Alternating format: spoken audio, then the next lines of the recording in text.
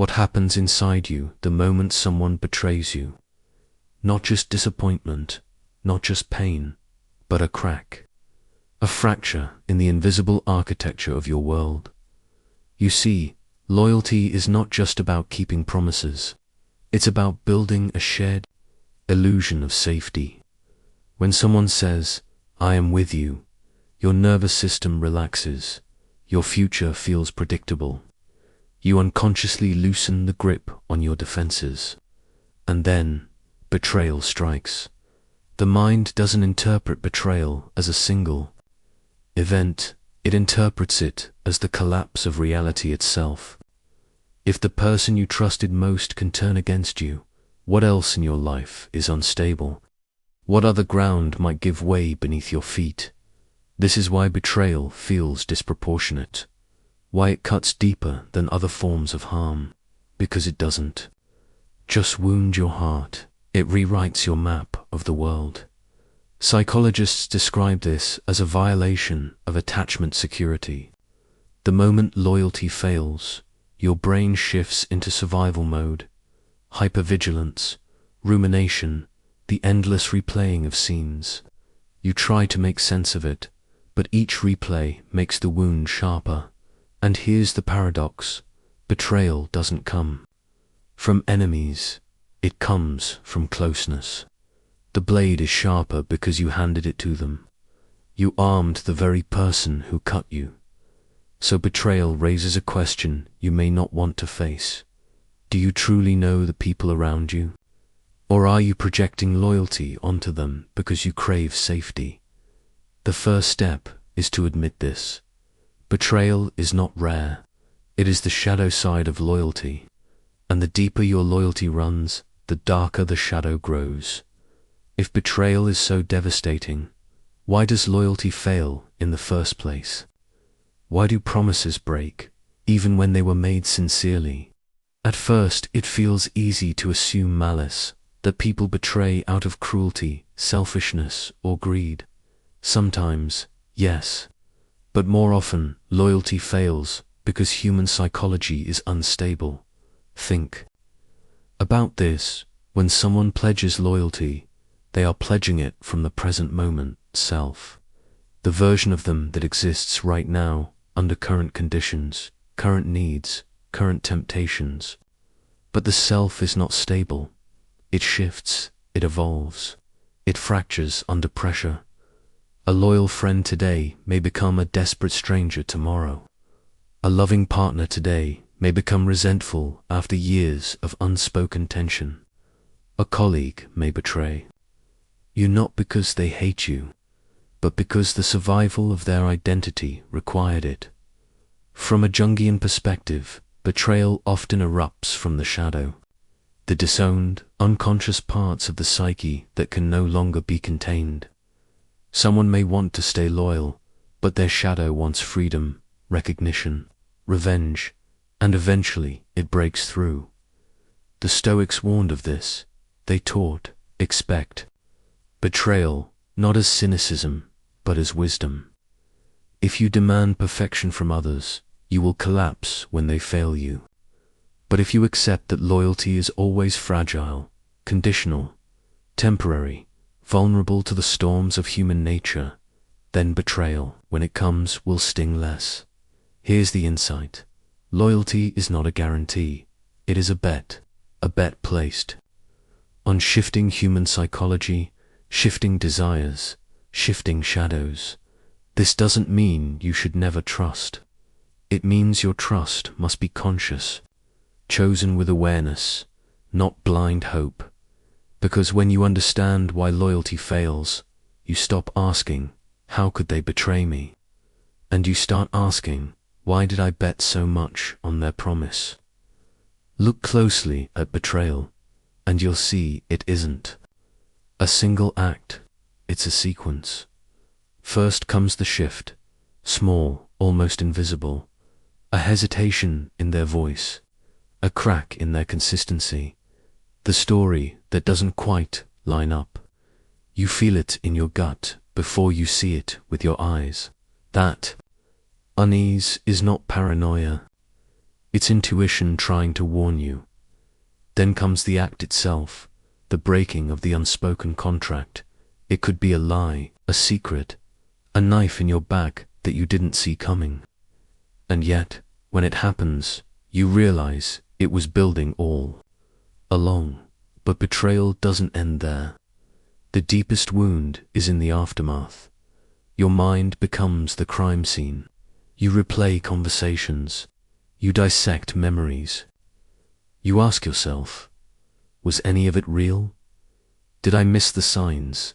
Was I a fool? This is where the true psychological torture lies, the rewriting of your past. Betrayal makes you doubt not just the other person, but your own perception of reality. And once you doubt your own perception, the ground beneath you begins to dissolve. It's existential. It's not just that someone lied. It's that you no longer trust yourself to detect the truth. That is why betrayal lingers long after bruises fade. The event is gone. The person may be gone. But the fracture within your perception remains. And until you confront that fracture, you will carry it into every new bond. You will trust, but only half-heartedly. Love, but with a shield. Connect, but always scanning for the next knife. This is the silent legacy of betrayal. It doesn't just break relationships. It breaks your relationship with trust itself. But what about the other side? What about the one who betrays? It's easy to paint them as villains, and sometimes they are. But more often, betrayal is not born from cruelty. It's born from conflict. The clash between loyalty to another and loyalty to the self. Think about it. Every act of betrayal is, in the betrayer's mind, an act of self-preservation. The partner who cheats convinces themselves they're finding what's missing. The friend who lies convinces themselves they're protecting you. The colleague who sabotages convinces themselves they're fighting for survival. This doesn't justify it, but it explains it. Because the betrayer is rarely twirling a mustache in the dark.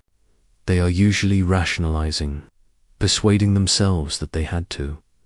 From a psychological perspective, this is called cognitive dissonance. When actions clash with values, the mind scrambles to rewrite the story. Betrayers tell themselves they are still good, still loyal, still justified, even while breaking the very bond that once defined them. Jung would call this the eruption of the shadow. The parts of the psyche that we deny eventually find expression, often destructively. The betrayer tells themselves, I am loyal, but beneath the surface, the shadow whispers, I want, I need, I refuse to be bound. And so betrayal becomes the collision of masks. The mask of loyalty ripped away by the force of hidden desires. If you understand this, you begin to see betrayal not as a random act, but as an inevitability of human complexity. Because no one is just one thing. No one is purely loyal. No one is purely unfaithful. We are contradictions walking on two legs, and when the contradiction becomes unbearable, loyalty fails. You may believe you can prevent betrayal by choosing wisely, by reading people carefully, by guarding your trust until they prove themselves. But here's the truth. You cannot control betrayal.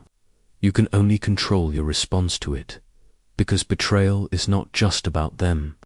It's about the unpredictable collision of circumstance, emotion, and human weakness.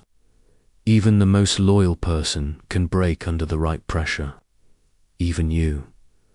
This is where Stoicism offers a sharp reminder. Focus only on what lies within your control. The loyalty of others does not. Your vigilance does not guarantee safety. Your devotion does not guarantee reciprocity. So what does lie within your control? Your boundaries, your awareness, your willingness to see people clearly, not just as you wish them to be. When you cling to the illusion of control, when you believe loyalty can be locked in forever, you set yourself up for devastation. But when you accept that betrayal is always a possibility, you disarm its power. You are no longer shattered when the knife arrives, only shaken. This isn't cynicism, it's psychological resilience. The goal is not to stop trusting, but to stop expecting loyalty to be eternal, because loyalty is not eternal. It is negotiated moment by moment, sustained only by choice. And when you release the illusion of control, you begin to live with your eyes open. You stop demanding permanence from impermanent beings. That shift, painful as it is, makes you unbreakable. There is one betrayal darker than all the rest, the one that leaves the deepest scar, the betrayal you commit against yourself. You've felt it before. When you stayed silent instead of speaking your truth, when you gave your trust to someone you knew would harm you, when you abandoned your own needs just to hold on to someone else's approval, that is self-betrayal. The slow erosion of your own integrity. And the tragedy is this: self-betrayal always precedes external betrayal. You cannot be betrayed by another unless, in some way, you have already betrayed yourself, by ignoring your intuition, by rationalizing the red flags, by pretending the cracks weren't there. Psychologists call this cognitive suppression. Your unconscious screams warnings, but your conscious mind silences them, because the truth would be too painful to face. And so you betray yourself first, and that self-betrayal opens the door for others to walk through. The Stoics would say, no, man is harmed but by himself. What they meant is this: betrayal from others hurts most when it echoes the betrayal you've allowed within. But here lies the power. Unlike the betrayal of others, self-betrayal is within your control. You can end it. You can make a vow to yourself: I will not abandon me, because once you stop betraying yourself, the betrayals of others, though still painful, no longer destroy you. Self-loyalty is the foundation of resilience. Without it, you are fragile. With it, you are unshakable. Betrayal doesn't just live in the moment, it happens. It lives in memory. Your mind replays it like a film stuck on loop. The words they said, the look in their eyes, the night, everything cracked. Each replay digs the groove deeper, carving betrayal into your nervous system until it feels eternal. Neuroscience explains this cruel repetition. The brain treats betrayal as a trauma. It marks it with emotional intensity, filing it under never forget. And so your memory, meant to protect you, becomes a prison. But notice what's really happening. You are not reliving the betrayal itself. You are reliving yourself in that moment of betrayal, powerless, blindsided, wounded. You trap yourself in the version of you that did not see it coming. That's why memory feels heavier than reality. The event is gone, but the identity of the betrayed self lingers. Jung would say, until you integrate that wound, you will keep projecting it. You will look for betrayal everywhere, even where it doesn't exist, because part of you expects the story to repeat. So how do you escape the prison of memory? By facing it directly. By rewriting the story, not to erase what happened, but to reclaim who you were in that moment. You are no longer powerless. You are no longer blind. The wound is part of you now, but it doesn't have to define you. Memory can either chain you to betrayal or remind you of your strength. The choice, slowly and painfully, becomes yours. After betrayal, another shadow rises, the urge for revenge. You imagine exposing them, humiliating them, making them feel the sting you carry. In the fantasy, revenge feels like justice, like balance. But here is the paradox. Revenge binds you more tightly to the betrayer than loyalty ever did. As long as you seek to hurt them, they own you. They occupy your mind, your energy, your future. Psychologists call this the revenge trap, the belief that inflicting pain will heal yours. Yet research shows the opposite. Revenge keeps wounds raw.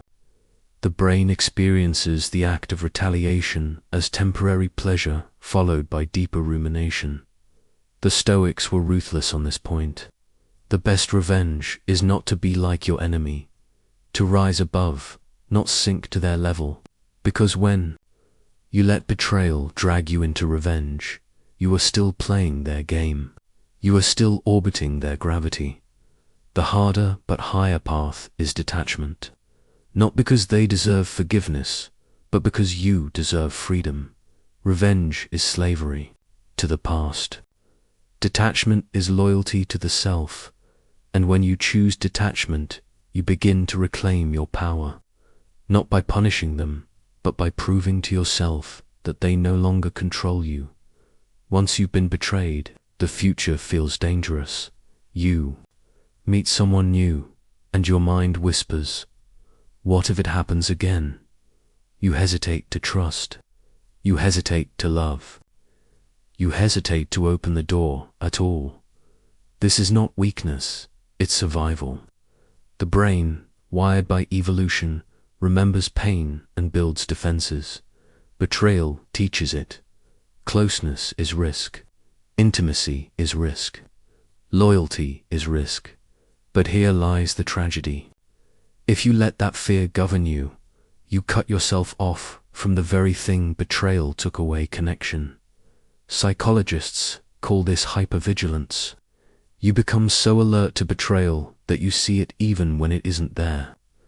A delayed text feels suspicious. A moment of distance feels ominous. The fear becomes self-fulfilling. Existentialists warned of this trap. Sartre wrote that freedom requires risk, the risk of being let down, the risk of being hurt, the risk of being betrayed. To live authentically, you cannot avoid betrayal. You can only face the possibility of it with open eyes. And here's the truth. Betrayal may come again, perhaps not from the same source, but from somewhere. Yet your power lies in refusing to let fear shrink your life. Yes, you may be betrayed again, but you may also find loyalty deeper than anything you've known before. The only way to know is to step forward, even trembling, into trust once more. So how do you trust again after betrayal? Not blindly, not the way you did before. Trust once shattered can never be naive again, but it can be rebuilt, stronger, sharper, more conscious. First, you rebuild trust in yourself. You learn to honor your own intuition, to listen to the red flags you once ignored. You make a vow: I will not silence myself again. Then, you extend trust slowly, like testing the strength of a bridge before you cross. You don't hand over your loyalty all at once. You watch, you measure consistency, you see if words align with actions. This is not paranoia, it is wisdom. It is trust, rebuilt on discernment rather than hope. Psychologists describe this as earned trust. Unlike blind trust, earned trust is resilient. Because if someone fails you, you know you saw clearly, you knew the risks, and you chose consciously. And here is the deeper insight. True trust is not certainty. True trust is choosing vulnerability with awareness of the risk. It is saying, I know you could hurt me, and still I opened the door. When you trust this way, betrayal no longer destroys you, because you were never under the illusion that it couldn't happen. You were simply choosing courage over fear. And that shift changes everything. It may sound strange, but betrayal can be transformative. When the knife goes in, you feel only loss. But look closely, and you'll see what betrayal reveals. The illusions you were clinging to, the cracks you refused to face, the parts of yourself you abandoned. Betrayal forces a confrontation with truth. It strips away the comforting story. That loyalty is forever, that people will never change, that you are safe because of someone else's promise. It exposes the raw fact. The only loyalty you can truly count on is the loyalty you cultivate within yourself. This is painful, but it is also liberation. Because once you see betrayal not as the end, but as initiation, you begin to change. You toughen, but not into stone. You become flexible, discerning, alive. You learn to trust, not blindly, but consciously. You learn to love, not naively, but courageously. In Jungian terms, betrayal forces individuation. It pushes you to reclaim the shadow, to integrate the parts of you that once settled for lies. You emerge less dependent on illusions, more anchored in truth. And here's the paradox. Sometimes the very act that broke you is what sets you free. So now, the question comes back to you. You know betrayal cannot be prevented. You know loyalty is fragile, always shifting, always vulnerable. You know the greatest betrayal is the one you commit against yourself. So ask yourself, will you live guarded, forever scanning for knives in the dark? Or will you live open, knowing the risk, but refusing to let fear shrink your life? Betrayal will hurt. It will always hurt. But hurt is not the end of the story. You can turn it into resilience, into discernment, into self-loyalty so strong that no external act can shatter you. The challenge is this. Stop asking, who will betray me next? Start asking, how can I remain loyal to myself, no matter what happens? Because if you master self-loyalty, then betrayal, though still painful, can no longer destroy you. It becomes what it was always meant to be, a lesson, a mirror, a path back to your own strength. And perhaps, in the end, that is the deepest truth of betrayal. It breaks the illusions that kept you small and calls you into a self so unshakable, no one can take it from you again. Every betrayal you endure is also a mirror.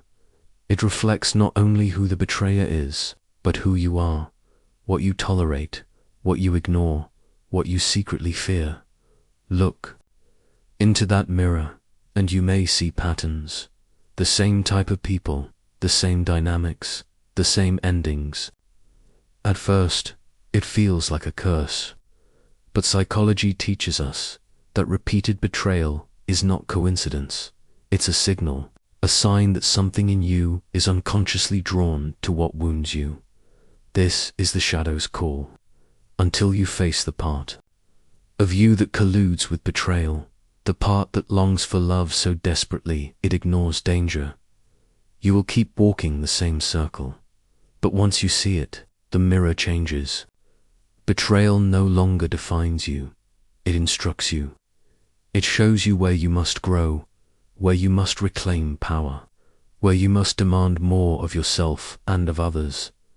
So the next time betrayal comes, ask, what is this reflecting back to me?